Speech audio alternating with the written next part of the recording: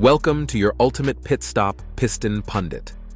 Europe's car industry, once a beacon of innovation, is facing a perfect storm of challenges. From US tariffs and political discord to global competition, giants like Volkswagen and BMW are struggling to adapt, threatening not just the auto sector but the broader economy. How did it come to this, and is recovery possible? Buckle up as we dive into the 7 key reasons behind Europe's automotive crisis.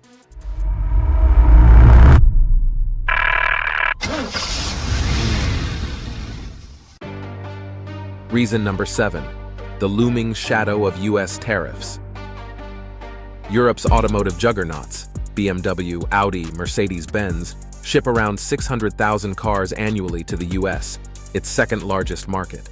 But with proposed US tariffs of up to 25% on European imports, this lifeline could snap, leaving manufacturers in a financial chokehold. Analysts predict these tariffs could drain over 10 billion euros from Europe's automotive sector each year, triggering factory closures and thousands of job losses. The problem doesn't end with cars. The ripple effects extend to industries like steel, aluminum, and even luxury goods. For instance, France's wine exports to the US, valued at 4.2 billion euros in 2023, could plummet under punitive tariffs. The broader implication? A significant dent in Europe's economy, coupled with deteriorating US-Europe relations, as policymakers scramble to address the fallout. Reason number 6. A fractured European Union. The EU, once a beacon of unity, is now plagued by internal divisions. France struggles with widespread protests over pension reforms, Germany's industrial powerhouse is losing steam, and Italy is wrestling with political instability and mounting debt. The historic Franco-German alliance, a pillar of the EU's strength, has frayed. Disagreements over fiscal strategies and trade policies hinder Europe's ability to present a united front against external challenges, such as the US tariff threat. Without collective action, individual nations are left to negotiate solo, weakening Europe's bargaining position and exposing vulnerabilities in an increasingly competitive global landscape. Reason number 5. Economic slowdown and ECB limitations. Europe's economy is hitting the brakes. GDP growth hovers below 1%, and inflation is far from the ECB's 2% target. Despite aggressive monetary policies like negative interest rates and quantitative easing, the European Central Bank's toolkit is proving less effective as the challenges mount. The automotive industry, contributing nearly 7% of Europe's GDP, is particularly vulnerable. A significant downturn in this sector could cascade through related industries like steel, logistics, and tech, amplifying economic woes. Add to this the social impact, rising unemployment and dwindling consumer confidence, which would make recovery a steeper hill to climb. Before we delve deeper, do us a favor and smash that like and subscribe button. This helps us reach more auto enthusiasts just like you. Now let's shift gears and steer towards our next point. Reason number 4. Over-reliance on US and Chinese markets. Europe's heavy dependence on the US and China as trade partners has become a glaring Achilles heel. With 18% of its exports bound for the US and China serving as a key market for luxury goods and industrial machinery, Europe's economic stability is tethered to geopolitical tides. The cracks began to show during the COVID-19 pandemic, when supply chain disruptions highlighted Europe's reliance on Chinese manufacturing. The recent US tariffs have only underscored this vulnerability. To safeguard its future, Europe must diversify its trade partnerships by forging stronger ties with emerging economies in Africa, South America, and Southeast Asia. However, this pivot requires substantial investment in infrastructure and diplomatic relations, steps that Europe has yet to fully embrace. Reason number 3. The struggles of electrification. The automotive industry is racing toward an electric future, but Europe is finding itself in the slow lane.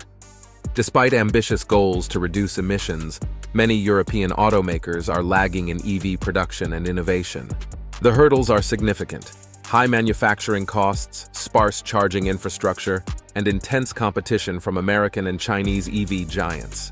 China dominates over 60% of the global lithium-ion battery market, giving it a major advantage in EV production.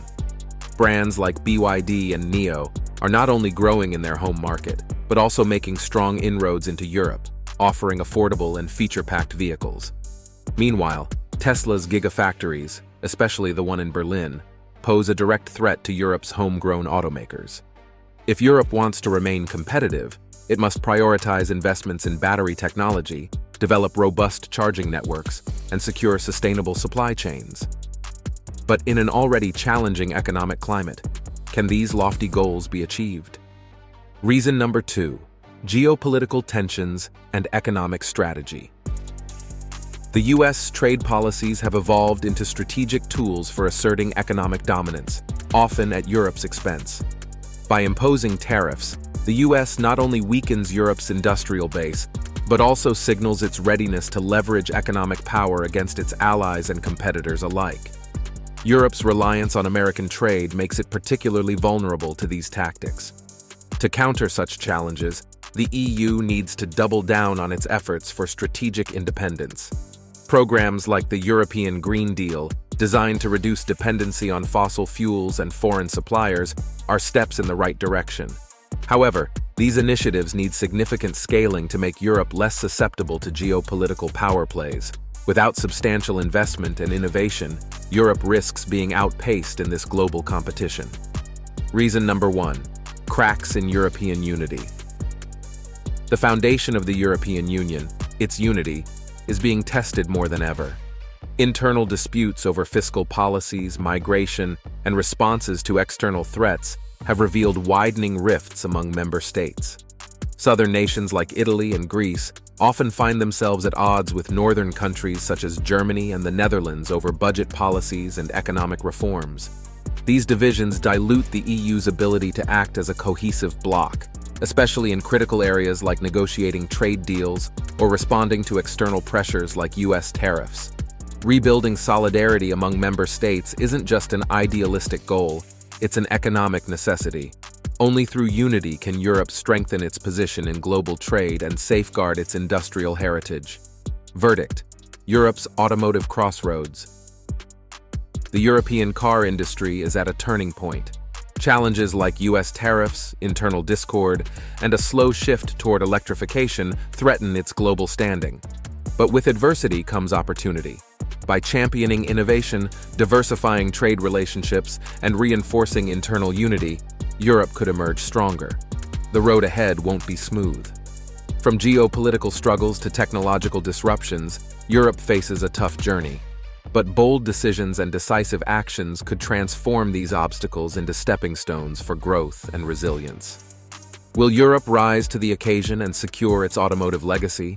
Or will it falter under the weight of its challenges? What's your take on Europe's automotive industry? Can it weather the storm and adapt, or is decline inevitable? Let us know your thoughts and experiences in the comments below. Don't forget to subscribe to Piston Pundit and hit the notification bell to stay updated on the latest vehicle insights and trends. Thanks for watching, and we'll see you next time.